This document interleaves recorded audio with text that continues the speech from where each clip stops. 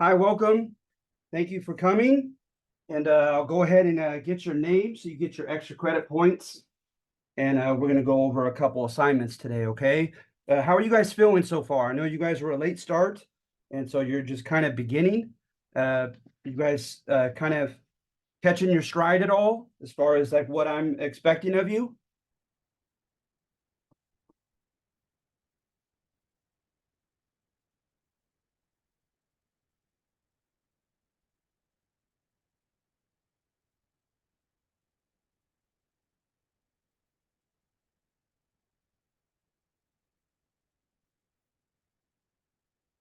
All right, well, we're going to jump. Okay, good. Thank you, Emma. Um, so we're going to go ahead and jump right into it, okay? So far, just remember that, like with my intro to the class, right, is there are different ways of writing history, and they are going to dictate what facts that an historian selects and what facts the historian chooses to omit, and so forth, right? And so I believe we're on the Black Legend. I think we've done the um, the the Spanish colonizer and the Aztec, right? As kind of a introduction to this topic. So recall, right? I mean, this is a very they call it a polemical topic in history, right? Because it's pertinent to this day. Is a lot of people what they'll try to do is they'll use the Spanish in the early modern period, like in the 1500s, and they'll use them as our anti-model, right? As exactly what we don't want today and how we want pretty much just the opposite of what the Spanish did and offered and were all about and how they behaved, etc. Right? So a few negative adjectives come out in this narrative that depicts the Spanish as an anti-model, as the villain. And the Spanish, right, of course, contended that this was all a black legend. It was all a dark lie about them. So that's why you get the term Black Legend here. Okay, it pertains to the conquest, the Spanish conquest, and the colonization of Central uh, and South America, as well as the Caribbean. Okay, so the main work that began, arguably, that began it all, was the work of Las Casas. Okay, Las Casas, right? Bartolome.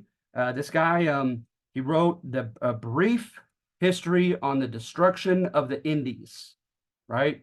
Because remember, they called the Caribbean the Indies for quite some time.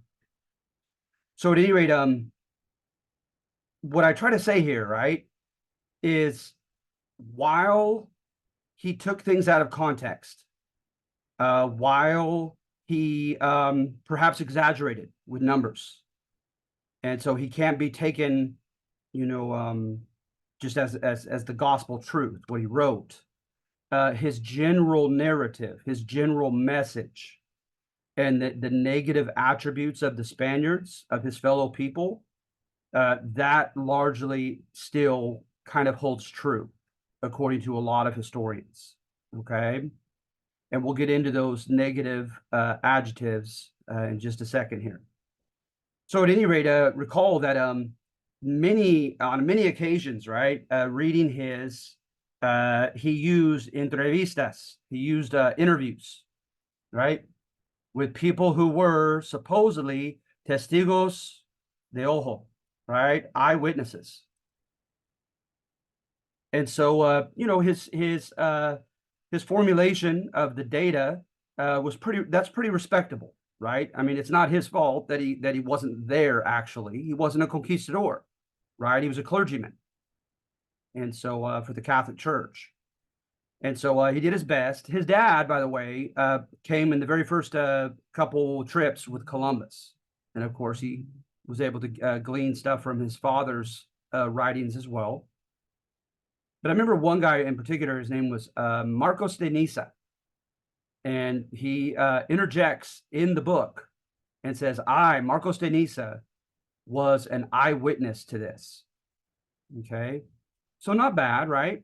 Not bad as far as his credibility, the manner by which he marshaled his data together.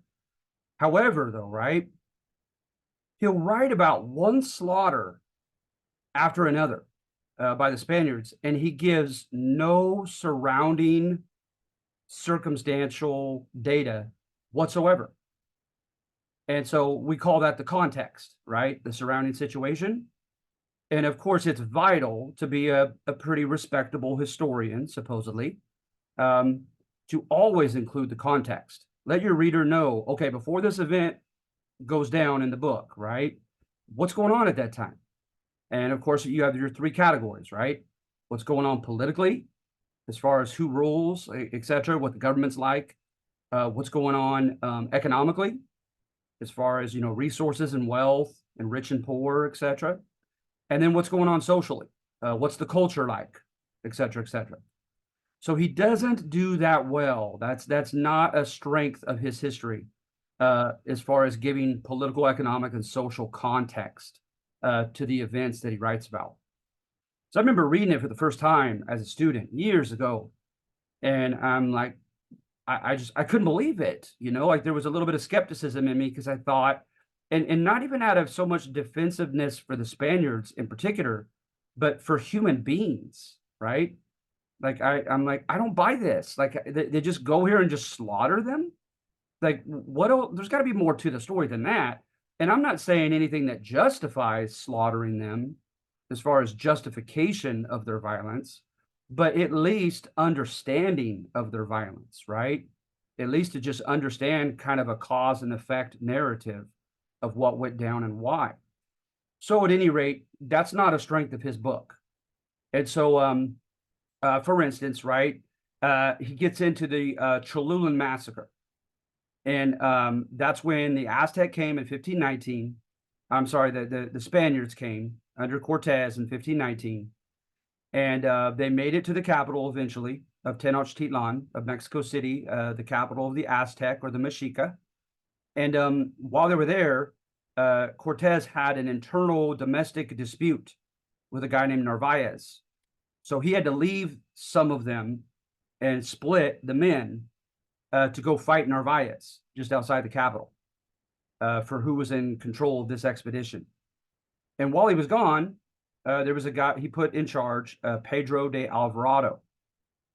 So according to Las Casas, right, they're invited by the nearby Cholulans next to Tenochtitlan to come and witness their arete. And arete is spelled like earring in Spanish.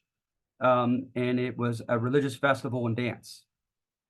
Well, they go there, and he says when they're in the middle of the dance, they cut off all the exits and entrances, and they slaughtered all the Cholulans. And the Cholulans were asking for mercy, right? I mean, literally says that, pidiendo misericordia. And he said, but they would not receive any of it, that they hacked them to pieces, okay? And he said these gentle sheep of people, the Cholulans, the natives. So at any rate, then he goes right on to the next slaughter.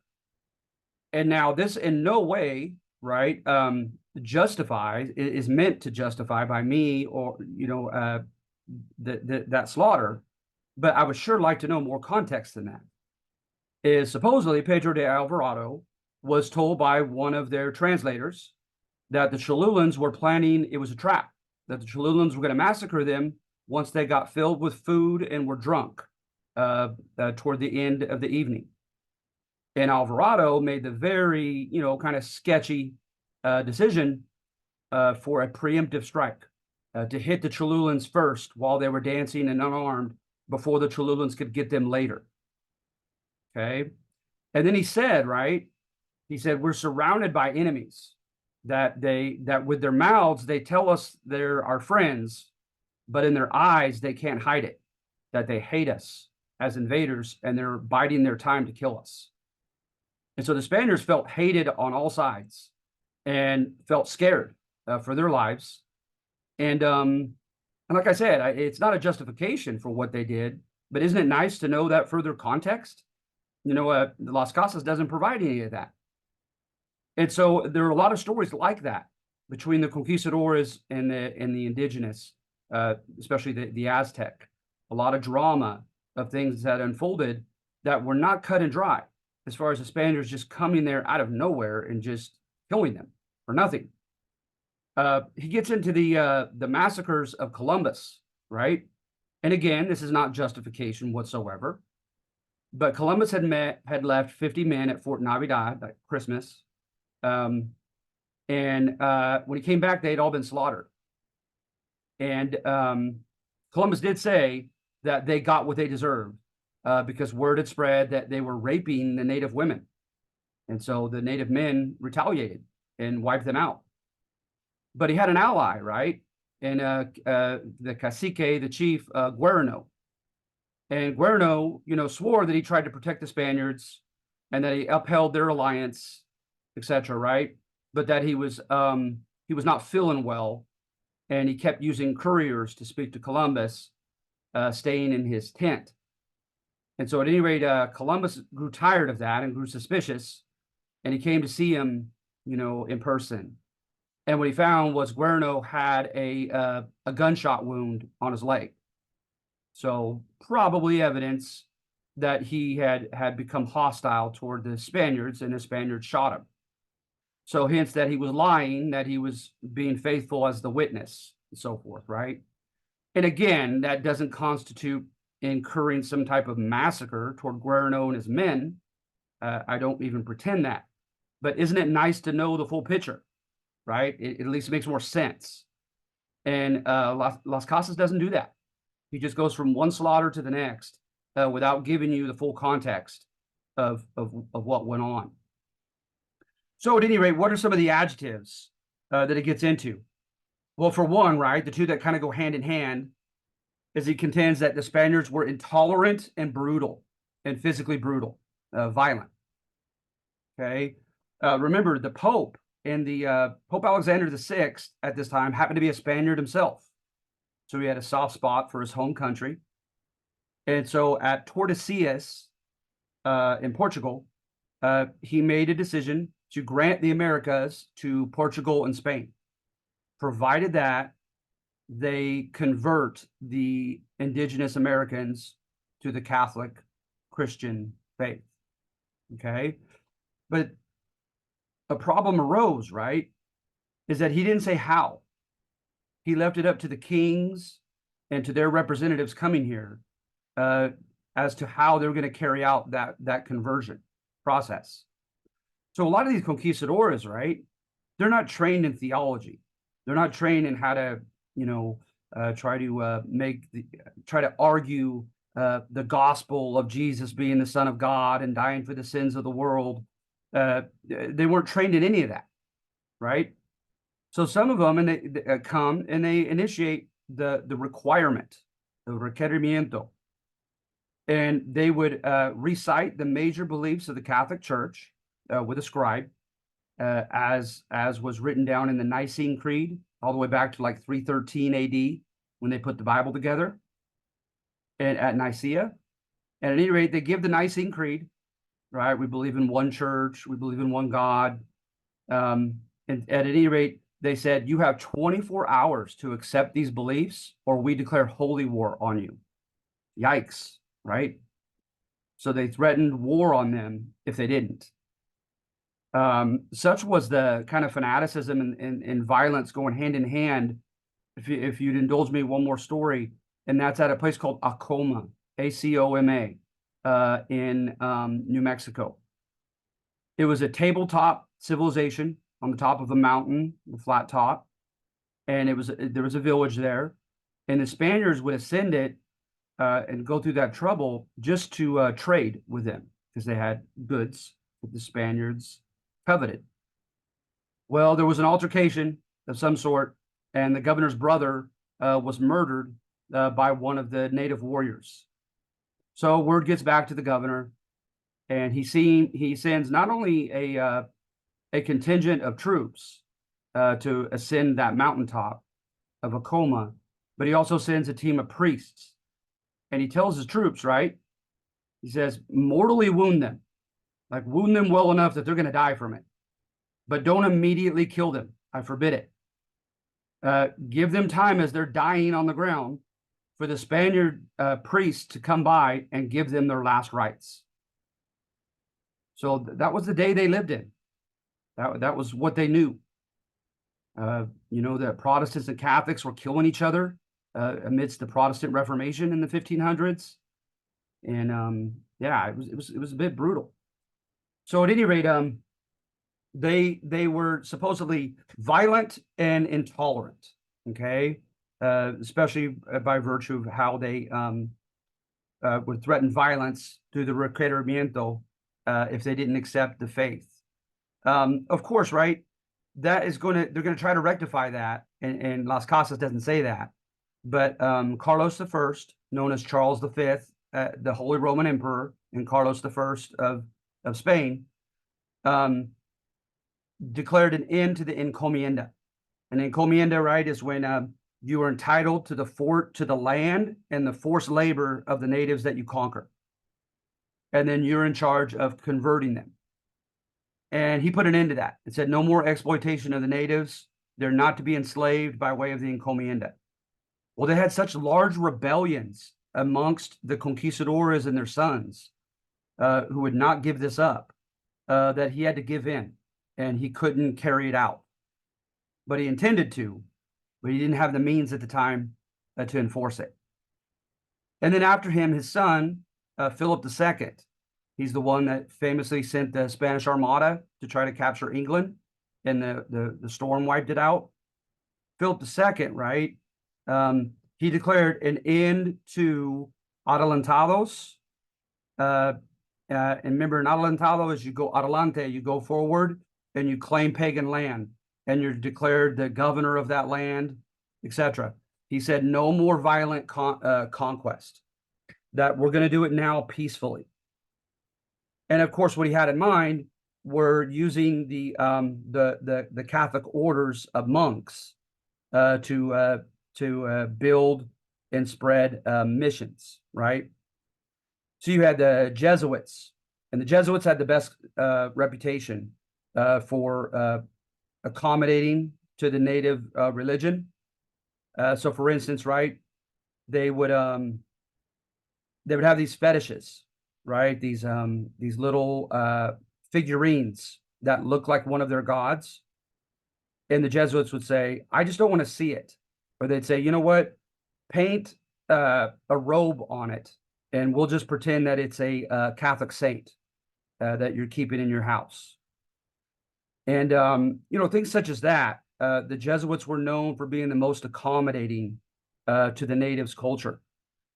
The Franciscans had the hardcore reputation. The Franciscans, they were more the type that they still engaged in what's the word, basically self-mutilation. They would whip themselves in the back until they would just be their back would be a bloody mess in penance of their sins. They were hardcore, and so they were not so accommodating with the natives and their culture. They wanted the natives to pretty much kill their culture and become good Spanish Catholics. Okay, good Spanish subjects and Catholics. And then it varied from place to place to what extent they tried to entice the natives to come aboard the missions. Because on paper, right, no one was forced to join a mission. On paper, no one ever was. But they would try to entice them. They would have food, different kind of finished luxury goods, etc., to try to entice them to come upon the mission. And the Franciscans were known for quite some time to not allow them to ever leave without their permission, because according to the Franciscans, once they went back to their homes, they would just go back to their idol worship of their, pagan religion, and their souls would be lost, and their time spent in the mission will have been for nothing. And of course, also the Franciscans engaged in physical punishment. So at any rate, the Spaniards could be, by today's standards, religiously intolerant and violent. Okay, and that's what he conveys here.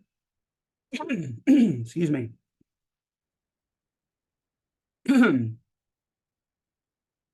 then, of course, they could be greedy and exploitative.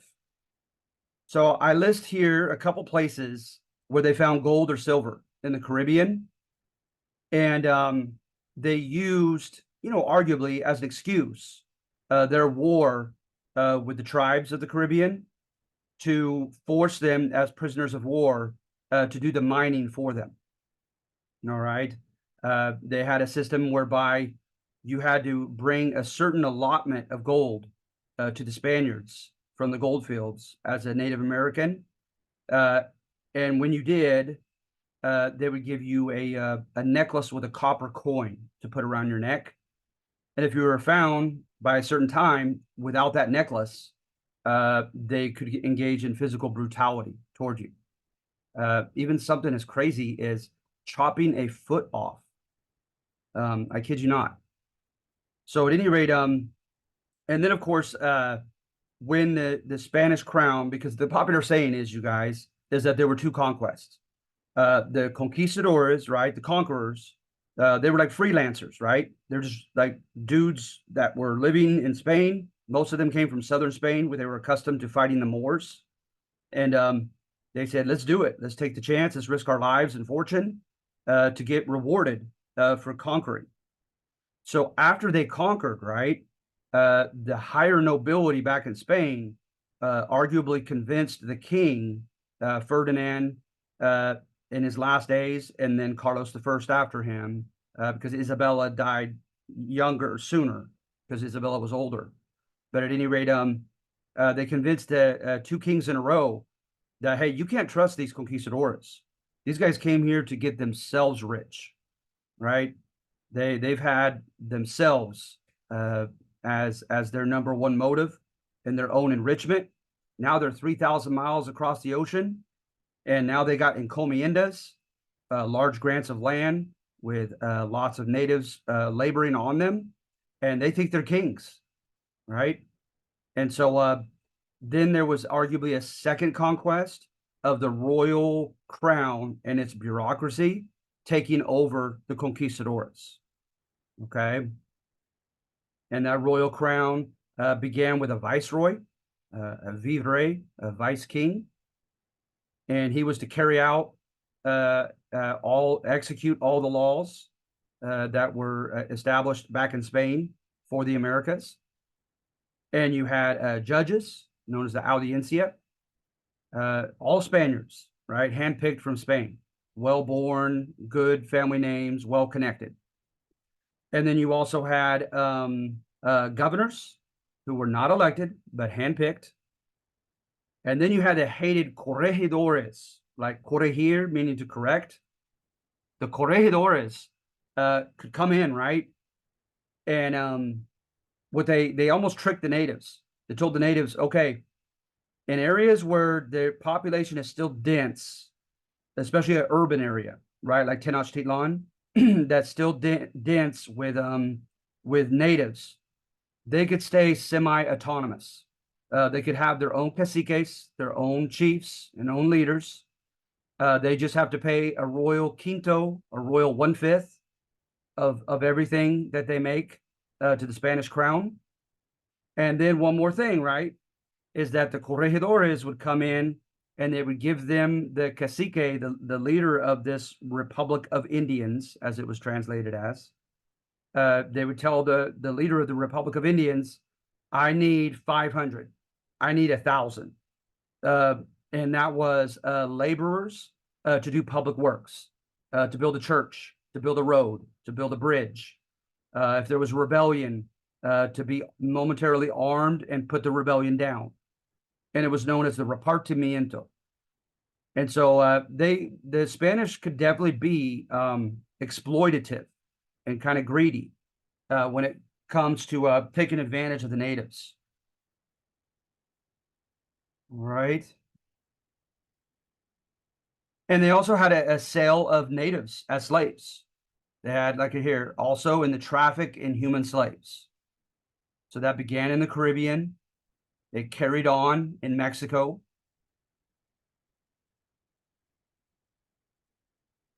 But in 1542, right, King Carlos I said no more slavery of any kind, and his famous new laws. And like I said, he also said no more encomienda system, but he could not enforce it. the Spaniards fought so tenaciously to keep their power over here.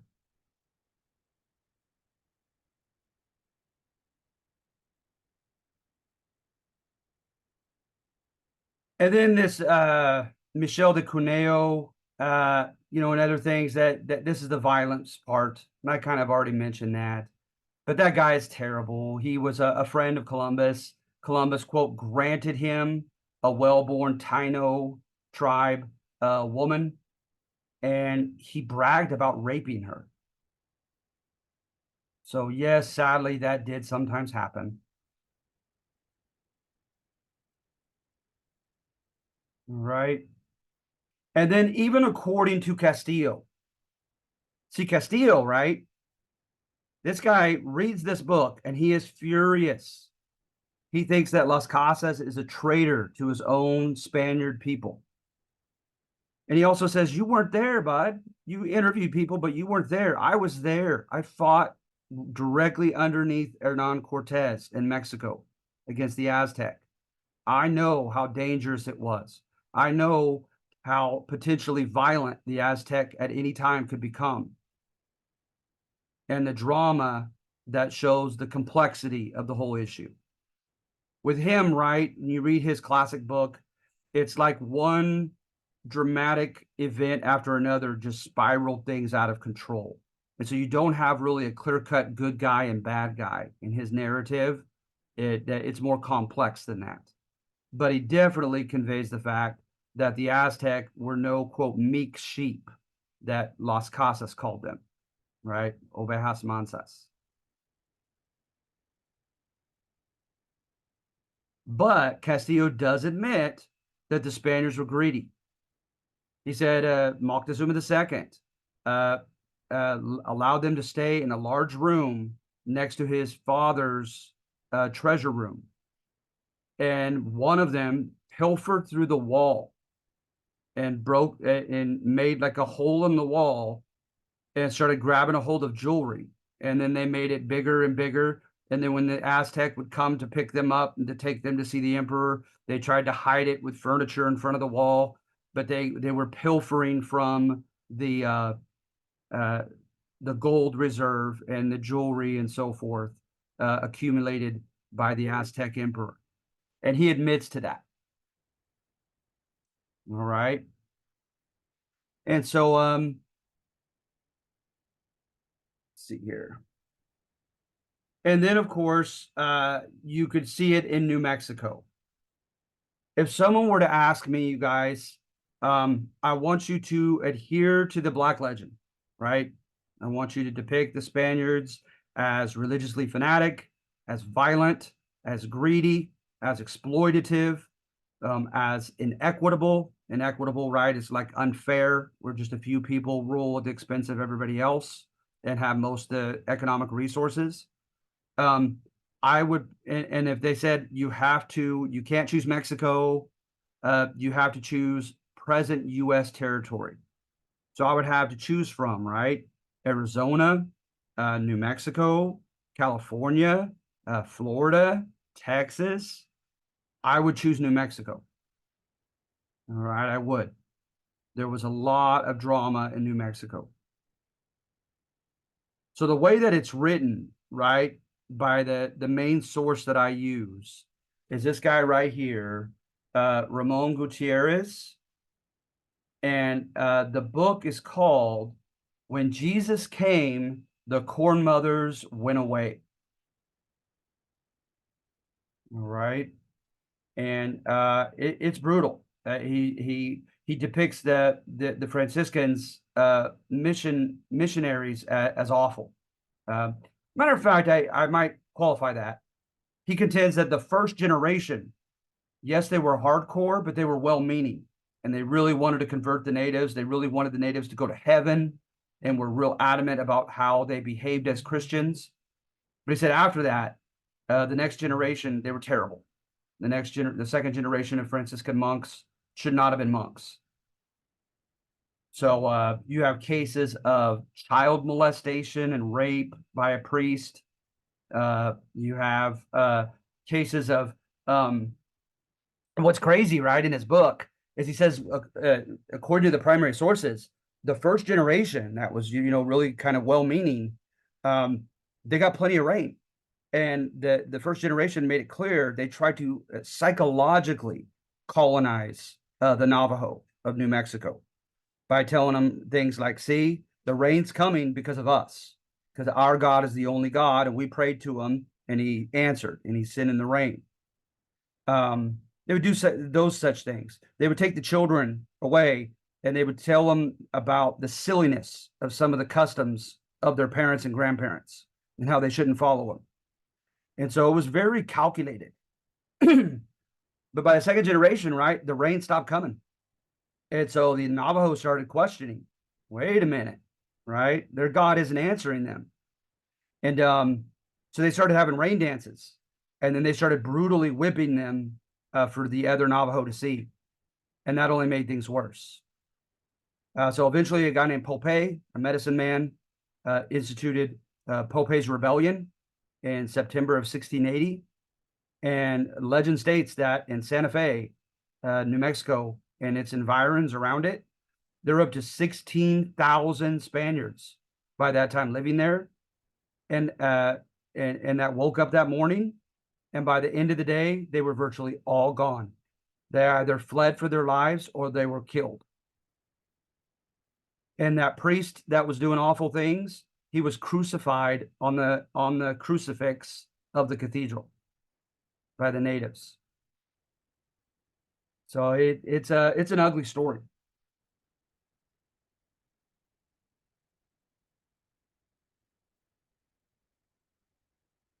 Right. So,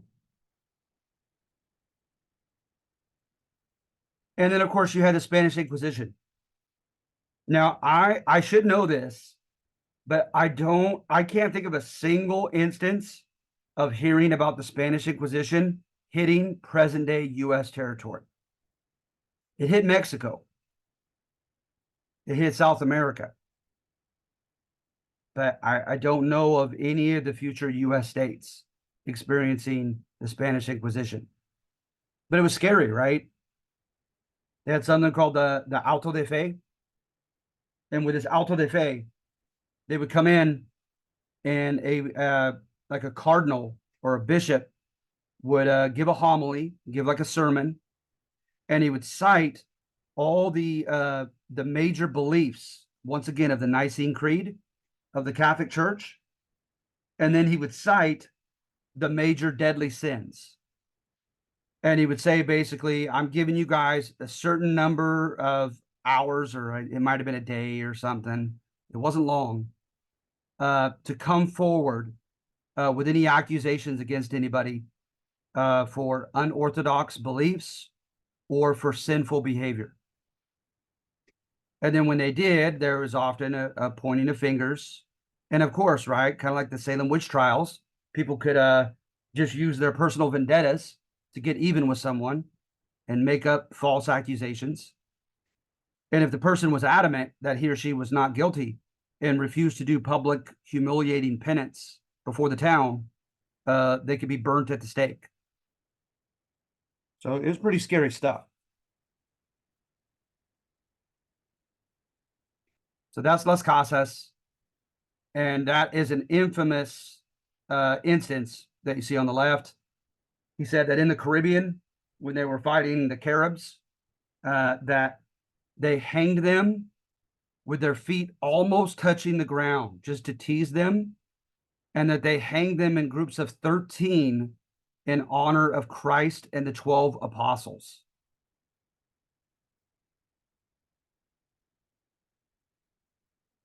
So at any rate, with number 2, the question on the test is very simple, okay? Is that to the Native American spokesman like Vine Deloria, who's arguably the most well-known right now, they find it condescending to be viewed as passive victims in history. So even in cases in which they engaged in deceit, ambushes, okay, massacres, They want that to be told because they want to remind people that they too were human agents with free will, and some of their decisions mattered, just like the decisions made by Euro Americans did. So I start off by giving information about the confederacies of natives in Florida and how tough of a nut they were to crack by the Spaniards. They sent Ponce de Leon. He was killed. They sent Panfilo de Narvaez. He was killed. Seems like there was someone else too.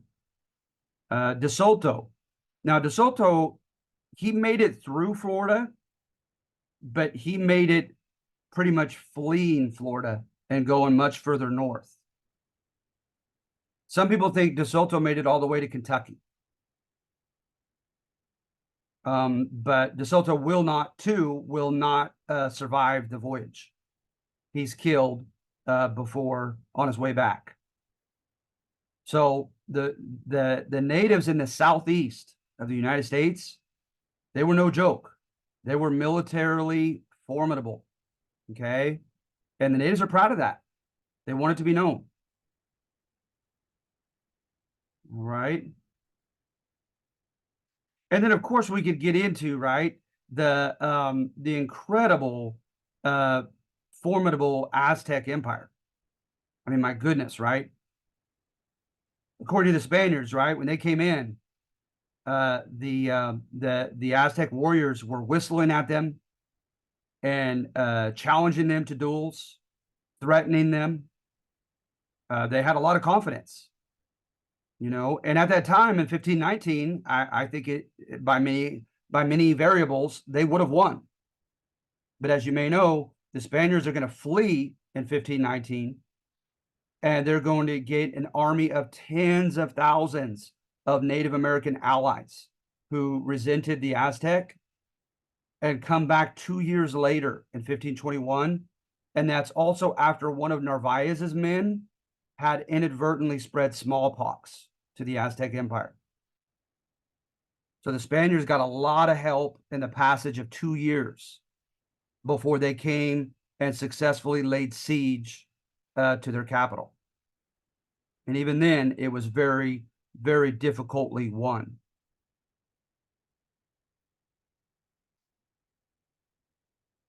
Right. And so at any rate, then I talk about ways by which the Native Americans, they try to become converted on their own terms, right? So a lot of them insisted, and it ended up happening in California. A lot of them insisted, for instance, that they're able to leave. Right? You can't make me stay here. And, you know, they made threats that they wouldn't work, that they would sit down and not work, and other types of things. They were smart. So they utilized the great need for their labor, and they were able to get a concession from the Spanish Franciscans. Okay, fine. Certain times of the year you could leave and go back to your family village. All right.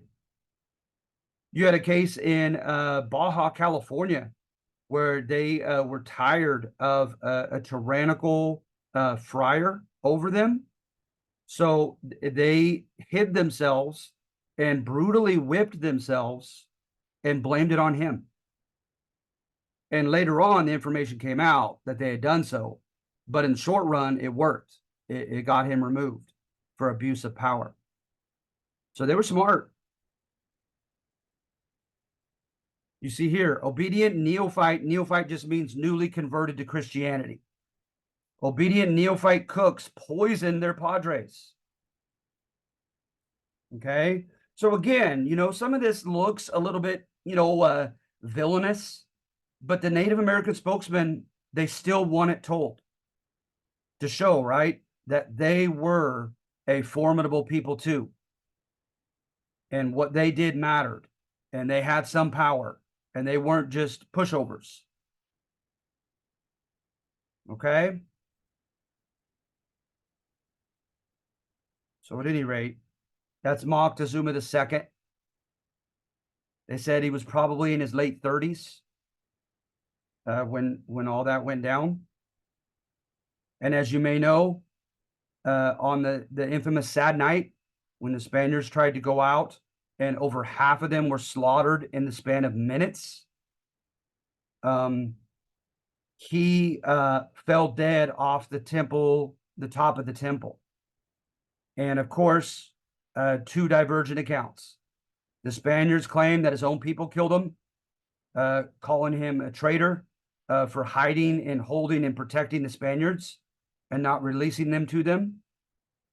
And of course, the Aztec account says that when Cortez took him as a hostage on the top, and when he saw that that was to no avail, that the Aztec didn't care because they were so mad at their emperor, that he slit his throat and threw his body off the top. And the last one to fight the Spaniards was Cuauhtemoc. Okay. So number 3, Columbus's world. Now this one, okay, I had a smile on my face as I wrote this, okay? I personally think this is way too far, his argument. But I thought it was thought-provoking, and it helps give you context. So I put it in here anyway, okay? So it's David Boyle, Toward the Setting Sun, if you wanted to look at it yourself. But he makes it look like Columbus had no choice, little to no choice to do what he did. He said that his family was caught mired in poverty. He saw his dad work as an artisan, a skilled worker, and get nowhere. And he himself was an artisan and saw no promise in the future. And so therefore, right, he learned how to play the game. And it's the game that was so ruthless more than any individual. And that game was, right, was like this barbaric form of early capitalism, where the Spanish crown said, anybody, if you could find a way to get the money, and if you're willing to risk your own life, and you go and claim pagan land and conquer pagans, we will reward you with hidalgo or minor noble status. We'll grant you an encomienda and other things as well, right? So Columbus, he would go like Shark Tank. He would go to these merchants there in Genoa, Italy, and you had the what is it, the Casanova family, the Medici family, etc., right? And they would have this bench, because evidently the word bank in Italian just means bench. They'd have this bench in front of them, and they'd have a line of people, and they tell one at a time, or ask them, why should I lend my money to you? What are you willing to do, right, to let my money grow? Well, Columbus, right, supposedly, very kind of shrewdly discovered that the best answer was, well, sir, I'll do anything you ask. Whatever trade, whatever commodity, whatever port in whatever country, just tell me where to go and what to do, and I'll do it, and I'll double your money. Knowing, right, that if he played that game, they would trust him on a second voyage and a third and a fourth, and his fame and his riches could grow. So that's exactly what he did. They sent him to Africa, to the famous Elmina, and he took black African slaves. They sent him to the Moluccas, the Spice Islands of Indonesia, and he fought to conquer an island and grow coffee on it, and then sell it for the guy that is footing the money, and make him money off of coffee. And it was crazy, right? Sugar, coffee, tobacco, these luxury goods were the biggest money makers, and sadly, human slaves. All right. So he learned to play the game. He did their dirty work for him. And according to Boyle, right, he claimed he had to do it, or at least he believed that he had to do it. That he risked his life, he almost died a few times, etc. So notice what I put here at the end. Did Boyle let him off the hook too easily? Okay. So that's for you to decide. Then, let's see here. Number 4, Spain enslaved by the prejudices of her time. This is really easy, okay? Is just remember on the test the term, where do I have it? Historicism. Oh, right here. Historicism. Okay? And that is when you are interpreting something in the history book or the out of the sources, always assume that people are unable to escape from the culture that they were taught, from the times in which they lived, that they're a product of their environment. Okay? So to know the Spaniards is to know the 1500s and what was going on in Europe. And they're going to be predictably a product thereof. So what do you know, right? They don't have the scientific revolution yet. The fancy word in that, right, is called epistemology. Epistemology means how you come to know what you know, the path to knowledge. Well, the scientific revolution tells us the empirical method, right? That you doubt everything and you scientifically survey everything, you measure, you compute, and you try to use inference, right, to connect the dots from the data that you come up with. So we know that now, right? The scientific method, we take that for granted. But they didn't have that yet. They weren't taught to be that way on their path to knowledge. So your priest tells you something, you believe it. Your king tells you something, you believe it. Then the Enlightenment about the natural rights of all human beings, that is nowhere near, right, being popularized yet. So that was novel in the 1740s when it did come. It was revolutionary at that time. So we're 200 years before that. So they're not thinking about human rights. As a matter of fact, look at a guy named Sepulveda. Sepulveda back in Spain tried to argue that the natives did not come from Adam and Eve, that they're like a different species. I kid you not. So at any rate, classical liberalism, that's way ahead. That's like the 1830s. Okay. And classical liberalism states, right, that you and I are both autonomous. We're independent as individuals. It's all about individual autonomy, right? And you can do whatever you want, and I can do whatever I want. And the only limitation is if I step on your toes or you step on mine, right? There's kind of a cool saying Oliver Wendell Holmes Jr. said.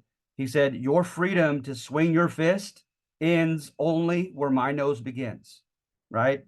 You do anything you want until you harm somebody else with it. So, right, according to classical liberalism, you could play the most loud and obnoxious music. You could park your car on your front lawn. It's your property. They were very libertarian, right? Anti-government involvement. And just do your thing until you harm somebody else and infringe on his or her rights, right? And that's what we do now, right? That whether we're aware of classical liberalism, and the main guy was John Stuart Mill. Even if you're not aware of that guy, you are very aware of his beliefs because it permeates our culture, right?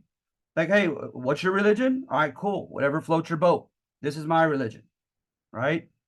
You don't impose yours on me. I won't impose mine on you. They didn't have that yet. Okay. So to them, it was very cut and dry. Like, you have the true church, you have the true Trinity God, or you go to hell. You go to hell when you die. It's that simple. Okay. So then also, right, whether it be the Protestant Reformation or their reconquering, the Reconquista of the Moors. Remember in 711, the Moors came and took them over. You guys read about that last assignment in the Spanish colonizer. They're reconquering their own land back from the Moors. And they had what, 4 or 5 popes give their blessing to it and pretty much declare it a holy crusade. Like, absolutely kill the infidel, kick them out of Spain. Okay. And they found the body of the Apostle James, supposedly, at the city of Compostela. And so they'd go to fight the Moors and they'd say, Santiago con nosotros, right? St. James with us as we fight. Well, guess what? They said the exact same thing when they fought the Aztec. Santiago con nosotros. So you know what I mean? They're carrying that ethos, that way of looking at the world, that ethical those ethical standards. They're carrying them from the world that they knew back in Spain over here to the Americas. You had a case in San Diego where the missionaries came with some soldiers.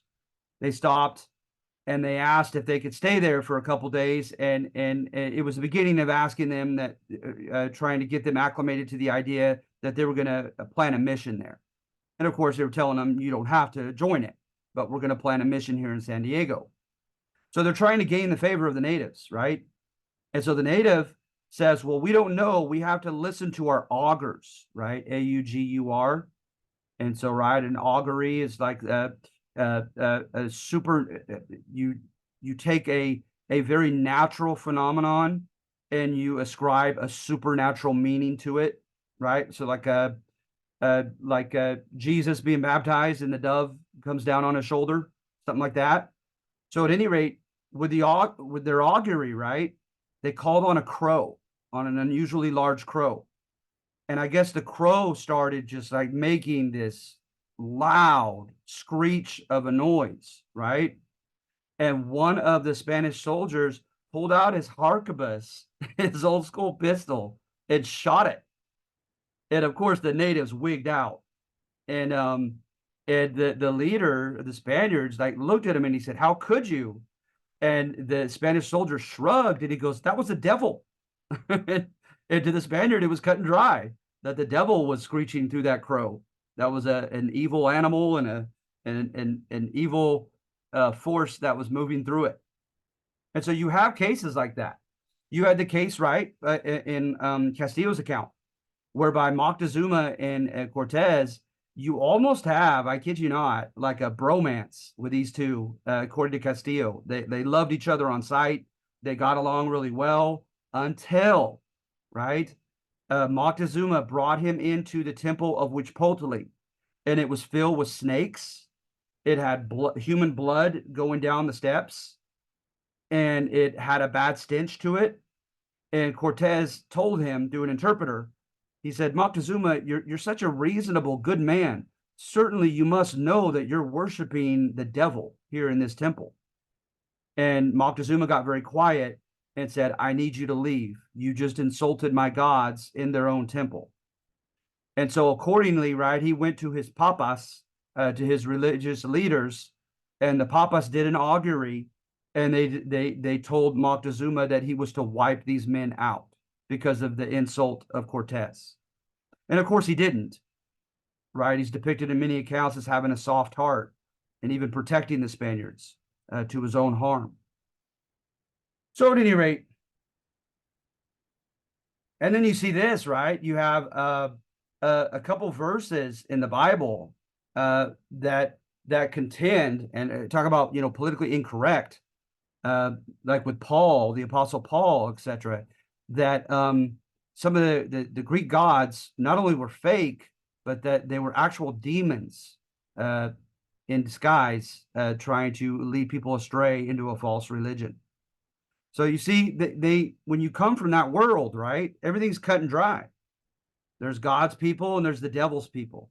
There's the saved and there's the lost. And so it was that cut and dry for the Spaniards when they came here in the 1500s.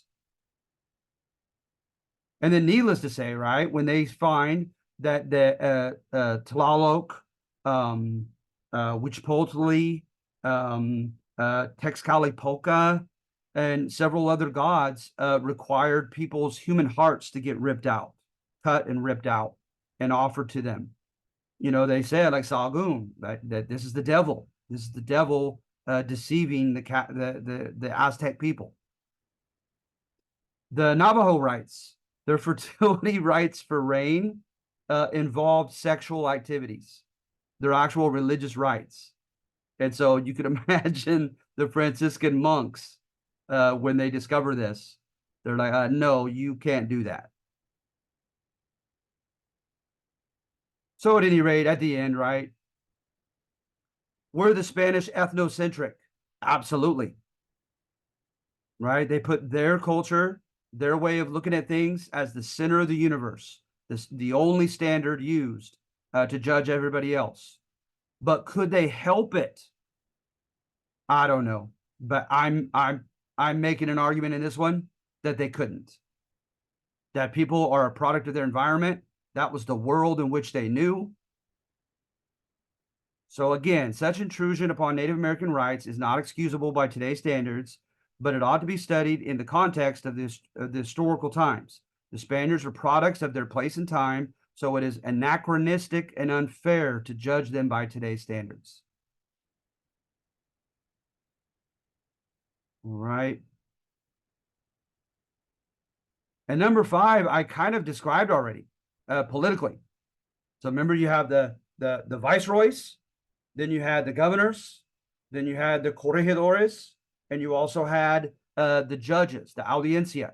They're all Spaniards, all Spaniards.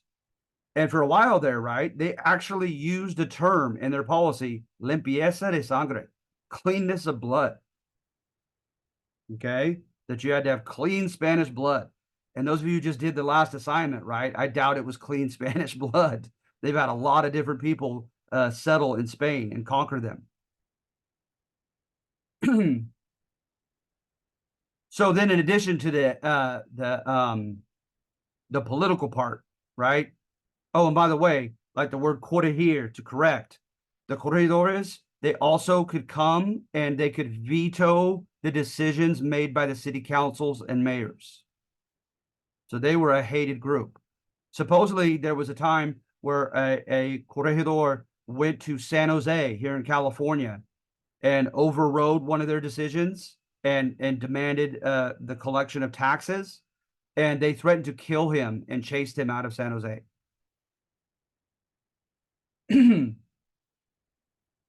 Now, economically, right? Economically, you had the consulado, and the consulado made decisions on who could do what economically.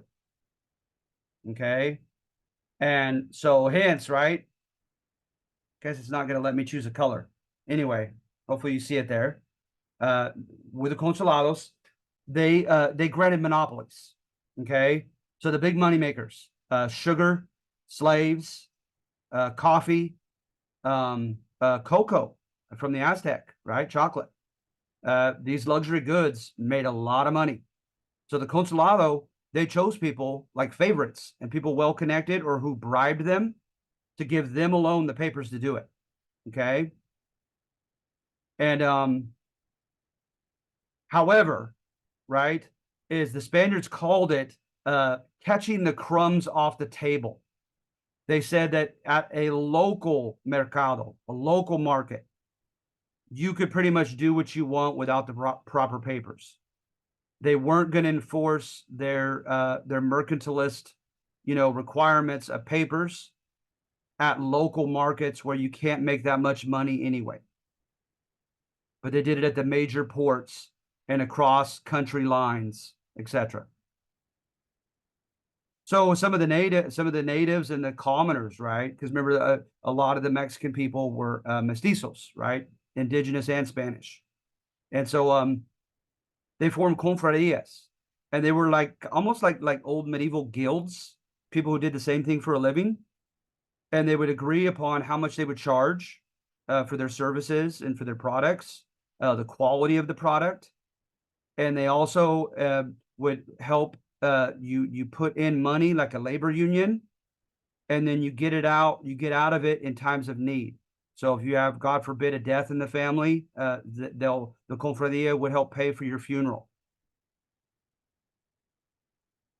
And then also, right, you had the juicio de residencia, and you had accountability that at least the Spaniards had.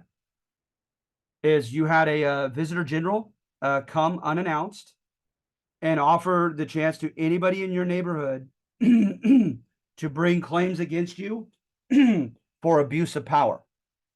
So sometimes, right, people had convincing stories of what you had done to abuse power, and you could be found guilty by the judges, and be put in chains and be sent all the way back to Spain and removed from office as a Spaniard.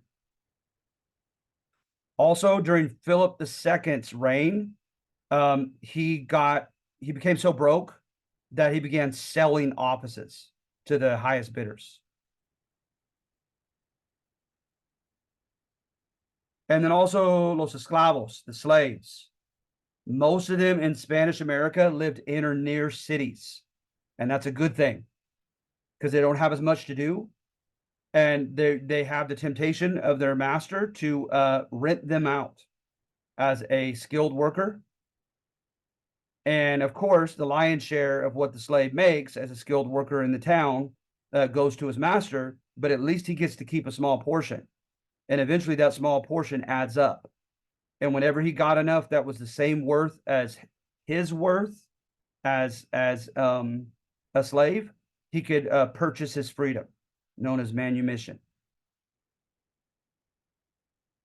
And the Spanish didn't seem to do anything to stop that from happening. They let the natural process happen. So a lot more slaves became free under the Spanish than under the English. And this is actually what in the 1970s a Chilean anthropologist gave a name to, and that is a pigmentocracy, rule by the pigment of your skin. So this one says a Spaniard with a native equals the child is a mestizo. Then that mestizo with a Spaniard, then his kid becomes a castizo. Then the castizo with another Spaniard. Now the child is again a Spaniard. It's bizarre. So you can marry up and down based upon pigment of skin.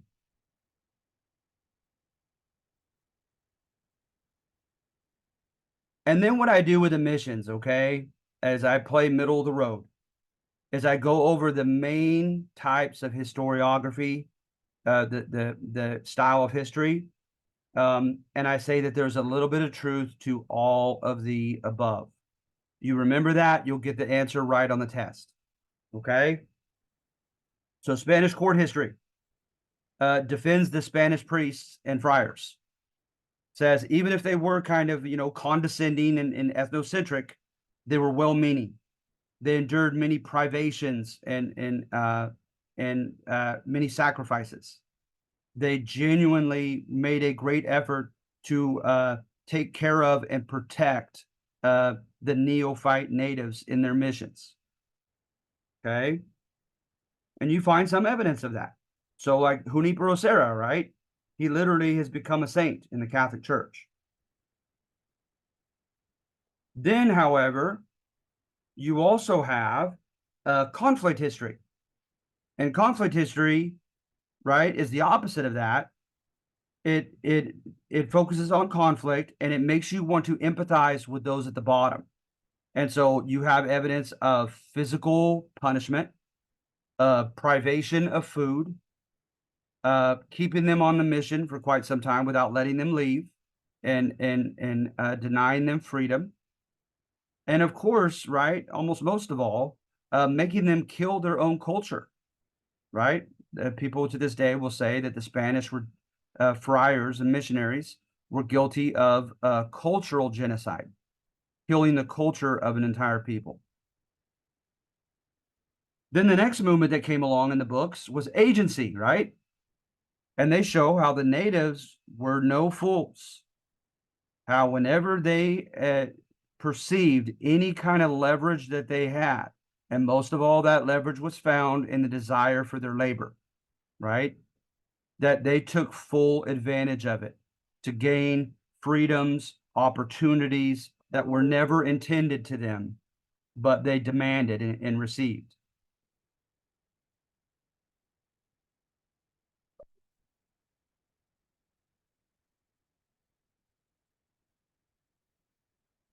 Right. And then the next historiography is unintentional harm. And of course, the two instances of that are pathogens, right? So for instance, the CADO, the CADDO in Texas, the Spaniards were so happy to have them in the missions because supposedly the Caddo just enthusiastically wanted to convert to Catholic Christianity and wanted to join the missions. So the missionaries were so excited, right? And then they were heartbroken to find that well over half of them in a short span of time died of smallpox. And it just happened. The Spaniards, of course, didn't mean to do that, but it happened. And then the other instance that they use is the ecosystem with cattle and sheep and pigs, etc. They messed everything up with the flora and fauna. They destroyed a lot of the local plant life and so forth. And so that they once again, not intentionally, they kind of unintentionally caused great harm.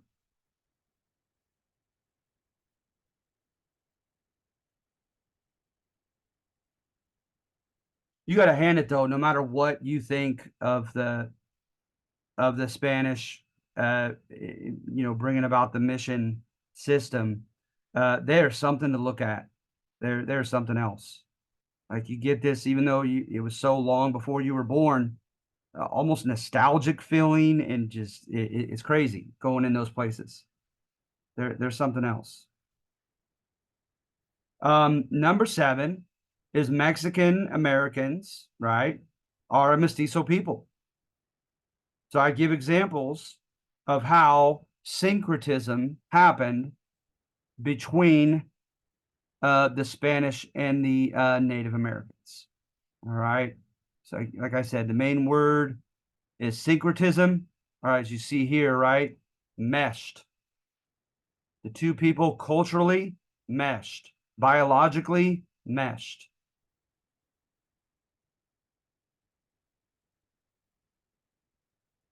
All right.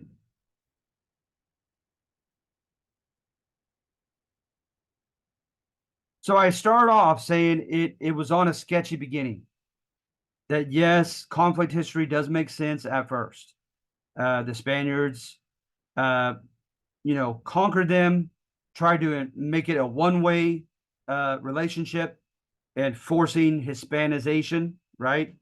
The natives to become Hispanic or Spanish, and the biology, right? The mixing biologically. Yes, sadly, in the first generation, there were cases of rape where it wasn't the choice of the native woman. But gratefully, I say, that came to an end. And remember what I said, kind of half jokingly, that there were 2 conquests? What's going to happen now, right, is the crown is going to conquer its own conquerors. But look at this. Corky Gonzalez, very famous of the Chicano movement. I am Guatemoc, proud and noble, leader of men, king of an empire, civilized beyond the dreams of the Gachupin, and that's derogatory for the Spanish, Cortez, who also is the blood, the image of myself. So he acknowledges his Spanish blood, right? But almost begrudgingly at the end. And he first identifies, and you could tell the pride that he has in Cuauhtemoc, in the Aztec final emperor, right? Proud and noble, leader of men, civilized beyond the dreams of those Gachupin Spaniards. And that happens a lot, right? Long after the Chicano movement. By the way, that's called Soy Joaquin. If you wanted to look at that poem, it's real interesting. So yeah, it started off badly. Okay. But then you had the ordinances of discovery that said no more conquests. You had the royal bureaucracy come and take over. And now you could have more syncretism. Okay. And this word right here, you guys, means cultural borrowing is a two-way street. Even if one party is more powerful than the other, the quote weaker party still gives some of its culture to the stronger party. And that's what I'm arguing. So, first of all, in religion. So, take a look at the similarities in the Aztec religion and Catholic Christianity. It's crazy to me that the Aztec had a notion of sin, that they had a notion of heaven, hell, and purgatory, and that they had a notion of penance for your sins involving confession and an act of satisfaction. That's crazy how it transitioned.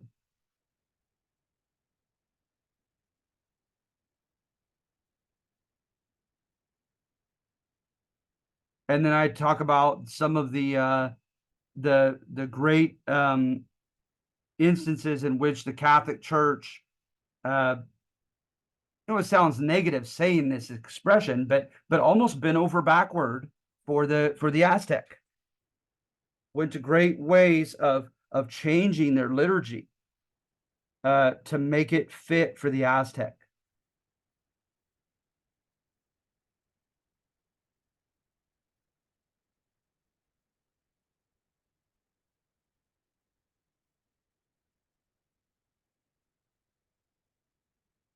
And then, of course, you have the story of the Virgin Mary.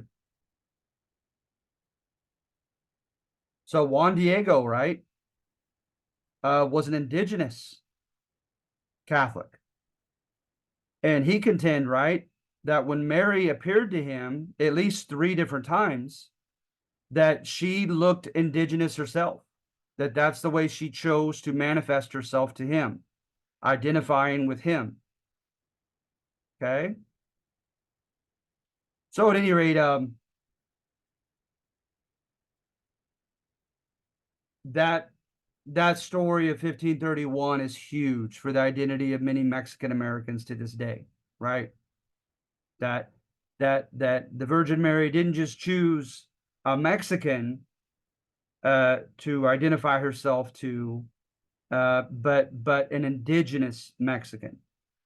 So none of that is lost on Mexico and on Mexican people to this day. And then you had the Baroque literary movement.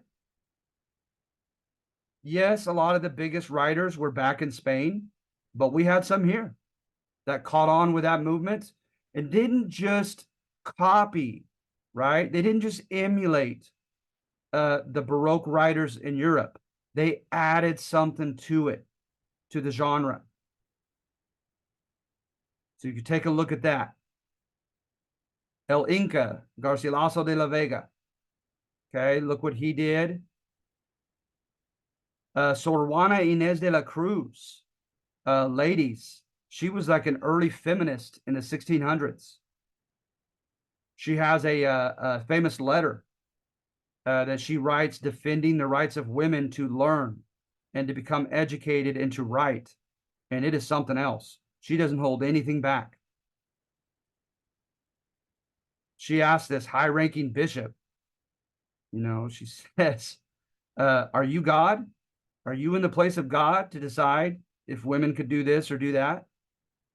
Like she asked like rhetorical questions that are they're tough. So anyway, take a look at those.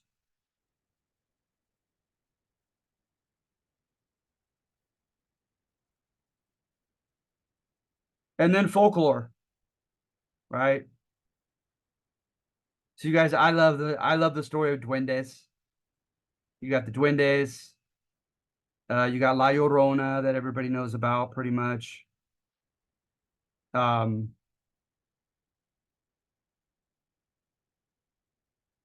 the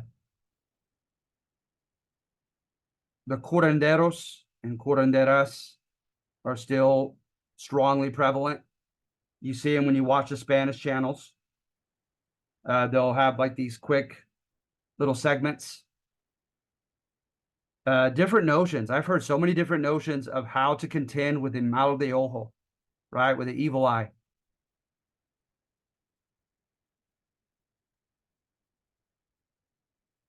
You have dichos, which are sayings. So evidently, right, there goes the burro to the corn again. Evidently, it means when someone has like an idiotically bad habit and they go right back to it. That evidently is the way that they interpret that. There goes the donkey to the corn again.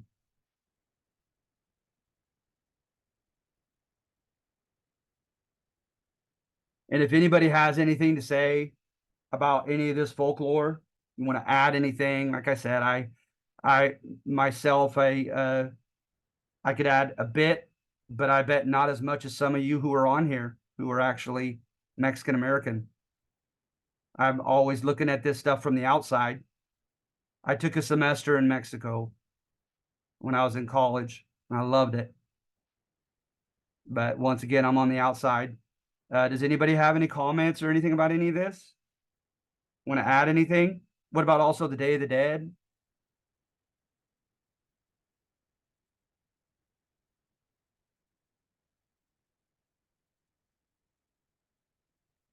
So what I understand, and please tell me if I'm wrong, that on the Day of Saints, on November 1st, that they pretty much mean by saints the children that have passed, that that's when they come to visit. Am I correct in that? Because that's what I've read.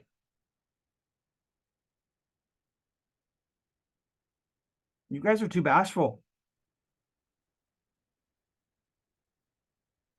Nothing? All right.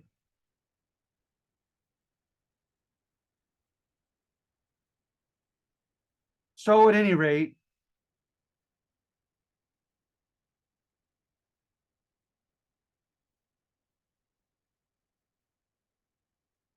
the duendes, from what I read, were the third of the angels who could not make up their mind between God's side or the devil's side.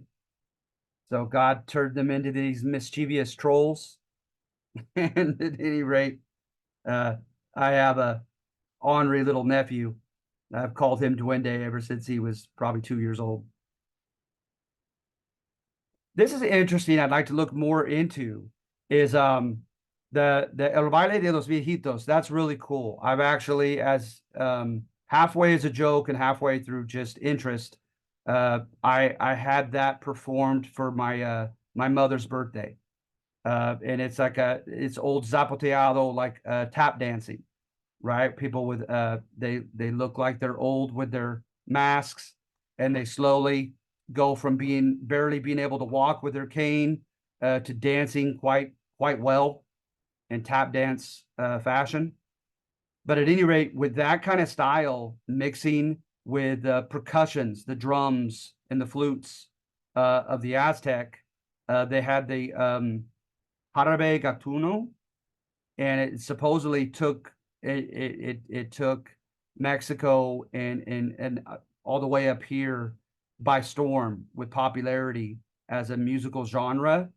But the Catholic authorities, right, this mixture of Spanish and indigenous music, the Catholic authorities tried to stop it because they said that it was too sexually suggestive, whatever it was.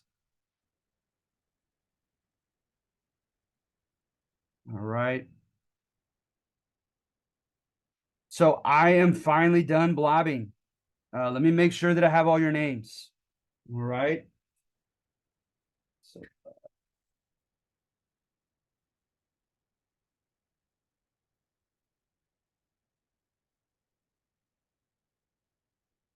okay, I did not. So I'm glad I'm looking at this. Give me a moment.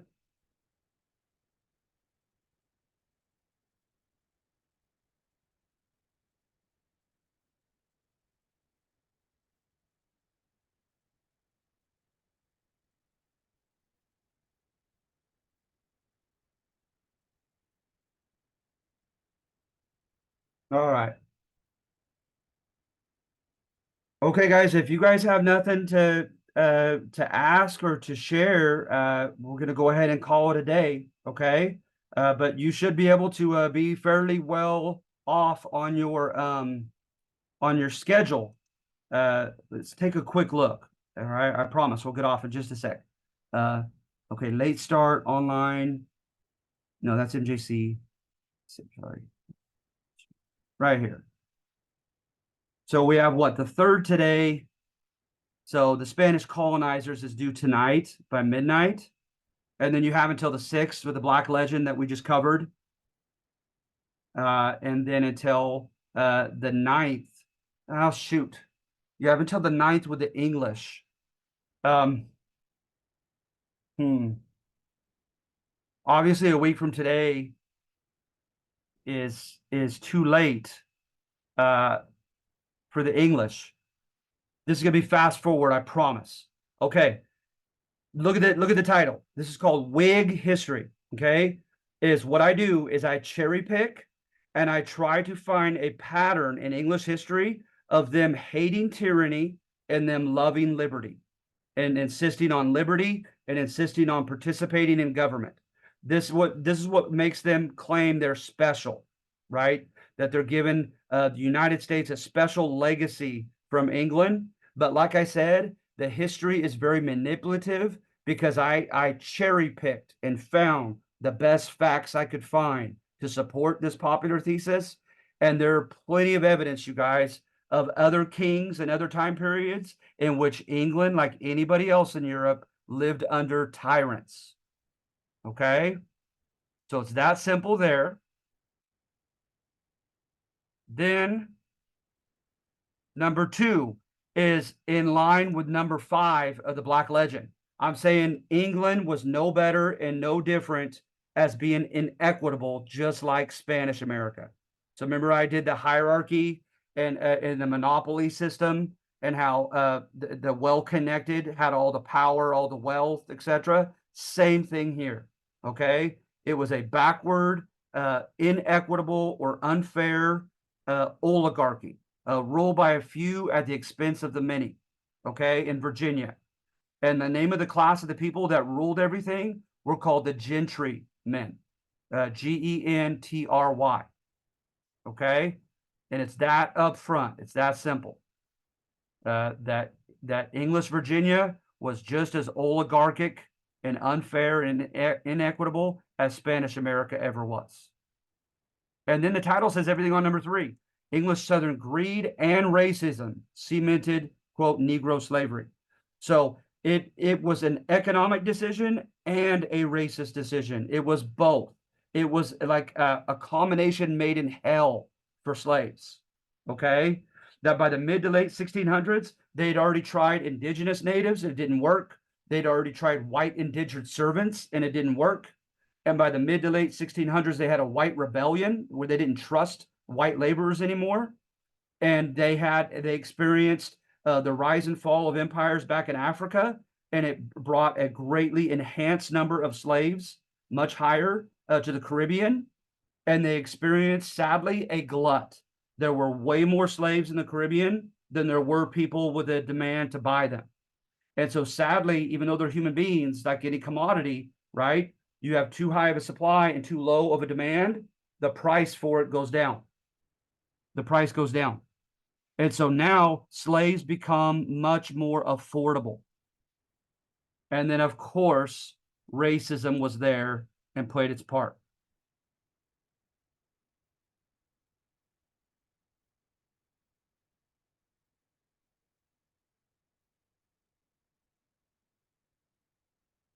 Let's see here.